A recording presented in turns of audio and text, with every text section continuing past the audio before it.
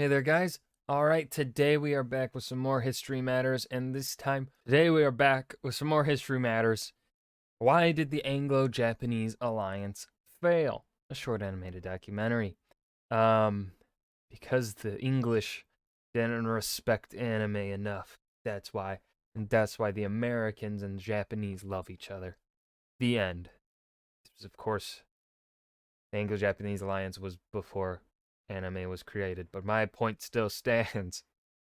I actually have no clue. I'm going to guess it has to do with rising Japanese nationalism and desire for that Pacific empire that they wanted. Uh, that's my guess. Like post World War One, kind of perhaps probably feeling disrespected by the European powers at the Treaty of Versailles, at the meeting of Versailles, um, at the Conference of Versailles, whatever the fuck you want to call it. um, I feel like that would have to do with it. Um, rising desire for Japanese uh, Pacific Empire, and perhaps feeling disrespected at the Council of Versailles at the end of the war, perhaps not getting all of the islands that they wanted, blah, blah, blah. Let's dive in. In the early 20th century, Britain and Japan had a lot in common. They were both island nations which had poor relations with their closest neighbours. They were both naval imperial powers who preferred to fight their wars in other people's countries. And importantly, they both hated Russia. None of these things changed. Why we're friends. We have lame neighbors, ships are cool, taking land is fun, Russia sucks, monarchy. Valid. Over the course of the early 20th century, yet in 1921, Britain and Japan's alliance fell apart. Which raises the question, why? Why did the Anglo-Japanese alliance fail? So for context, back in the late 19th century, Britain was, well, suspicious of basically every other major power. Germany was a rising threat, Russia was eyeing up India and Central Asia, the USA was asserting itself across the Americas, and France was France. Yeah, that's enough reason. The French are the French. Oh, ugh.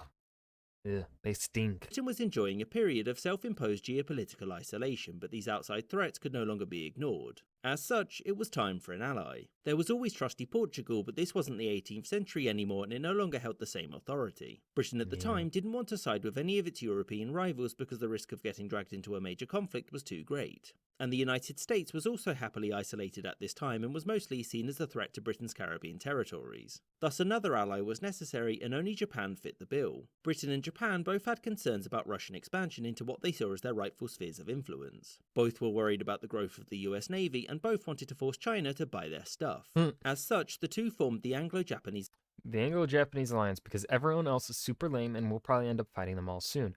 Britain and Japan have decided to become best friends, so long as we're both never considered equals or anything because Britain isn't okay with that. Anyway, Russia sucks, and that's enough to base a friendship off of.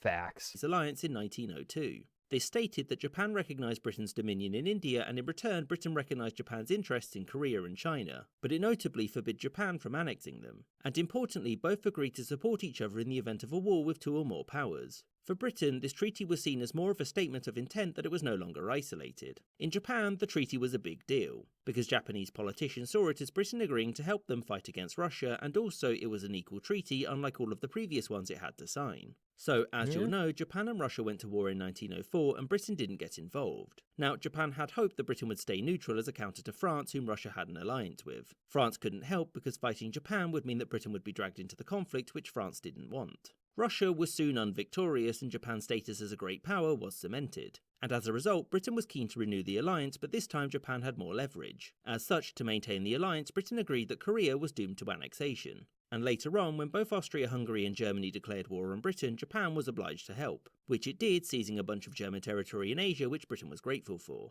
So why did the alliance collapse despite it being so beneficial to both? Well, the cracks started to show at the Versailles Conference. As part of the proposed peace, Japan the treaty of peace between the winners and Belgium and Germany about how this was totally Germany's fault and they should pay up and never start a world war again. Shame on you. Wanted a racial equality clause in the treaty. Britain refused since many nations within its empire, particularly South Africa and Australia, very much didn't want it. This upset the Japanese because nobody wants an ally that refuses to accept you as being as human as they are. The treaty Yeah. wasn't renewed in 1921 because of the deep divisions within the British Empire about foreign policy. The British government wanted to renew the alliance as a safeguard against Soviet, French, or American aggression, whereas Canada and Australia saw Japan as an untrustworthy ally and a threat to their trade. There was also a push by the United States to get Britain to ditch the alliance for the potential of closer relations with Washington. And when the Washington Naval Treaty was concluded, the potential of French or American expansion in the region was deemed unlikely. And so, renewing the alliance wouldn't provide much benefit to Britain, which is why it chose to let it die, and in 1923 both nations acknowledged its end, thereby forcing Japan to find new friends.